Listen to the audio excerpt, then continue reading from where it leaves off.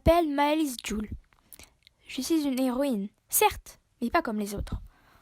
Mon pouvoir est de créer une aura anti-stress autour des gens. Cela a plein de bénéfices.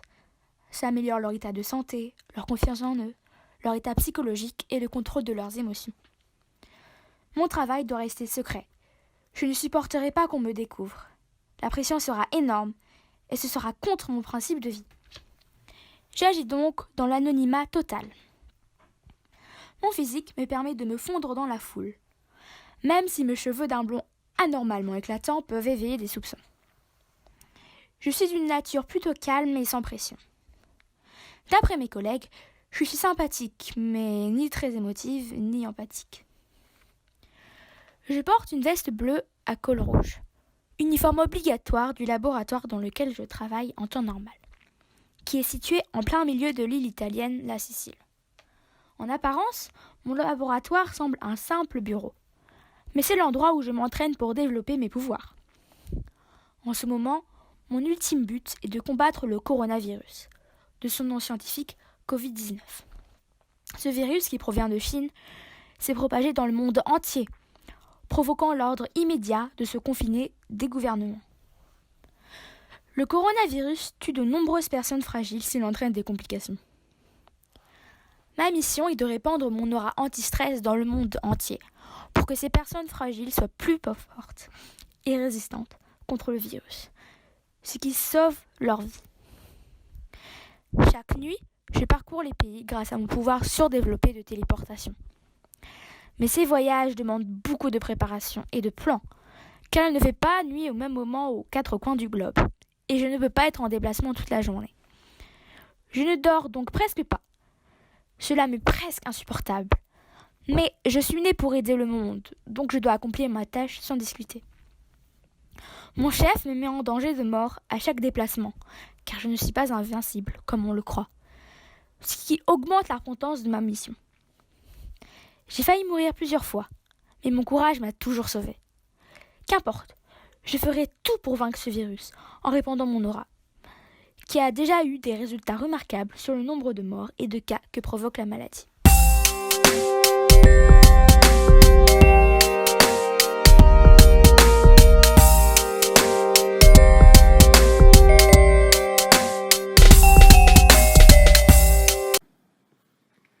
« 16 avril 2020. Covid-19 situation, 2 millions de cas avérés dans le monde et 1044 morts depuis le début de cette pandémie. Plus aucune voiture et encore moins d'êtres vivants ne passent devant chez nous depuis plus d'1 mois, alors qu'en cette période de l'année, il y a toujours du monde.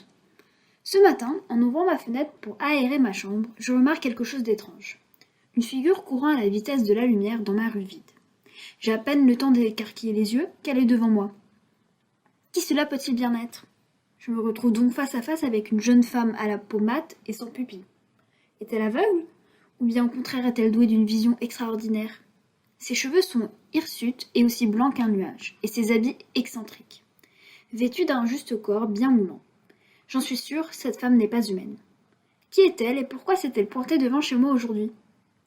Bonjour, humaine Rania. Je me nomme Krona et je viens du futur, plus précisément de l'année 2096. Le Covid-96 est réapparu dans ma civilisation, et je suis revenue en 2020 pour combattre l'origine de ce virus, mais j'ai besoin de son aide. Ce qu'elle me disait n'avait aucun sens. Comment étais-je censée croire que cette femme venait de l'an 2096 ? On aurait dit que j'étais en train de revivre un mauvais film de science-fiction. Je ne comprends pas. Tu viens de l'année 2096 ? Mais comment est-ce possible ? En 2096, il y a des super-héros, et j'en suis une. Mon super-pouvoir, c'est la vitesse. Et comme je suis supersonique, je peux traverser l'espace-temps et revenir dans le passé ou dans le futur. Bref, en 2096, le Covid n'est toujours pas guéri, et plus de la moitié de l'humanité est atteinte. Grâce à mon super-pouvoir, j'ai pu remonter à son origine en 2020 en espérant aider l'humanité. On m'a parlé de toi dans le futur, et tu m'as l'air raisonnable, empathique. Viens avec moi. Sans que je puisse dire mon mot, elle m'attrape et m'enfile un casque bizarroïde avec des lunettes incorporées. La vitesse supersonique pourrait être dangereuse pour toi, mais ce casque et ses lunettes. Puis, elle me porta comme un bébé dans ses bras. Nous allons aller à la plus grande usine de masques du monde, pour en distribuer un peu partout sur cette terre pour ceux qui en ont besoin. Accroche-toi bien, nous allons en Chine. D'un coup, elle commençait à courir. Elle courait tellement vite, mais tellement vite que je ne pouvais pas voir ce qu'il se passait autour de moi, et mes oreilles sifflaient. Heureusement que le casque atténuait les brûlures sur ma peau. Quelques minutes plus tard, je pouvais voir autour de moi des panneaux écrits en chinois, des restaurants, et pas un chat dans la rue. Une usine gigantesque se trouvait devant moi, et Krona me fit signe d'entrer. Et nous commencions à récupérer le plus de masques possible dans de grosses caisses qui se trouvaient à l'entrée. Tu sais, humaine, c'est grâce aux masques que la répartition des microbes s'affaiblit.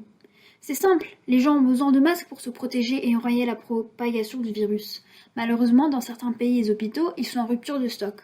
Les gouvernements, quant à eux, ne pensent pas au peuple mais à leur ego. Tu as raison, Krona. Mais comment allons-nous transporter toutes ces caisses? Bonne remarque. Je peux emporter sur mon dos et toi dans tes bras. Ne t'en fais pas, j'ai beaucoup de force. Nous reviendrons ici quand nous aurons plus de caisses. En quelques heures, j'ai pu faire le tour du monde entier. Cependant, la terre entière semblait déserte. Presque tous les pays du monde étaient dans un confinement strict. Du Japon aux Philippines, nous avons distribué nos casques de masques partout. En plus de cela, nous avons fait quelques pauses pour expliquer quelques règles d'hygiène et comment ne pas propager le Covid-20 aux pays non développés. Évidemment, nous gardions nos 2 mètres de distance et j'avais du gel antibactérie. Quand nous avions distribué toutes nos caisses, Krona m'accompagna chez moi, à Londres, et me dit « Merci infiniment de ton aide. J'espère que grâce à nos efforts, l'épidémie ne continuera pas jusqu'à 2096. Avant de retourner à mon année, je vais continuer d'expliquer quelques règles à certains pays. Bonne chance et au revoir, Anya. » Je lui rendis son casque et ses lunettes, et à mon tour la remercia. « Merci pour tout. J'en suis sûre que le monde entier te remerciera un jour. À bientôt. » Elle me fit un sourire et ajouta « Ah, j'allais oublier, j'ai rencontré tes petits-enfants de 2096. Ils te passent le bonjour, c'est grâce à eux que j'ai pu te retrouver ici. » D'un coup, elle s'envola avec sa vitesse supersonique vers l'an 2096. J'espère que je vais pouvoir la rencontrer dans le futur.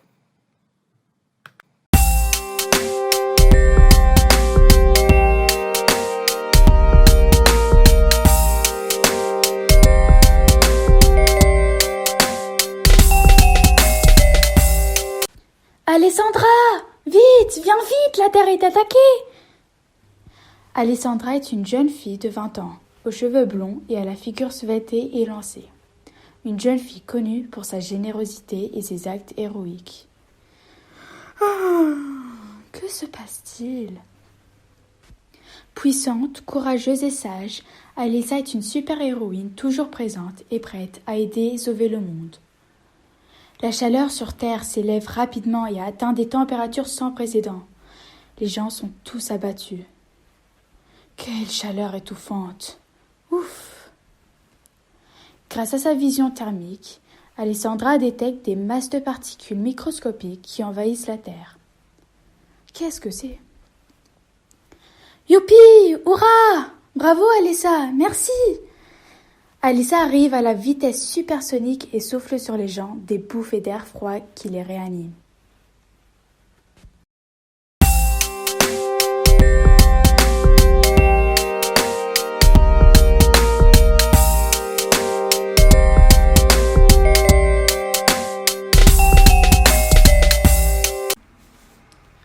Le déclin de Captivus. Un jour, un homme du nom de Jason alla à l'attaque. Dans sa vie quotidienne, c'est un jeune maître de karaté, balèze et sublime, très sympathique et altruiste. Il adore passer du temps avec ses 4 meilleurs amis, avec lesquels il forme, en cachette, une équipe de super-héros nommés les Gardiens du Pouvoir, pour sauver la planète. Chaque membre porte un costume de couleurs différentes pour définir ses qualités. Ce combat n'est pas comme les autres, car Jason, le chef d'équipe, fut convoqué pour une mission spéciale. Revenant aux États-Unis de ses vacances à Marrakech, au Maroc, il apprend que ses coéquipiers venaient de combattre un virus sous forme de monstre du nom de Captivus. Cette bête les contamina et, depuis quelques jours, ils commencent à perdre leur force et trouvent de plus en plus de difficultés à bouger. En attendant un remède de leur ami robot, ils sont enfermés dans une sorte de sphère incassable afin de ne pas contaminer la ville. La mission de ce monstre était d'attaquer toute la population, mais il n'arriva à transmettre sa maladie qu'aux gardiens. Alors, seul face à cette horrible créature, Jason prit ses précautions. Il porta un bouclier anti-contagion sur son costume et s'équipa d'une munition de vitamines et d'antidotes, sans oublier bien sûr ses armes. Il commença par attaquer les compagnons de son ennemi, des hommes microbes qu'il vaincut facilement grâce à ses techniques de karaté. Ensuite, il dut faire face à Captivus. Il sortit son arme et l'affronta face à face. Le virus lui éternua dessus, mais heureusement, son bouclier le lui épargna. Il lui coupa ensuite un bras qui repoussa en se doublant et en envoyant 2 fois plus de bactéries. Alors, le héros fut cloué au sol par des bactéries explosives qui le désarmèrent et lui endommagèrent son bouclier. Juste après, Captivus s'approcha de Jason et lui dit « Je pense que c'est la fin pour toi, gardien rouge. Tes camarades ont peut-être réussi à m'échapper, contaminé par ma maladie. Par contre, toi, tu ne survivras pas. Ha, ha, ha. » « En es-tu sûr ?» répliqua Jason.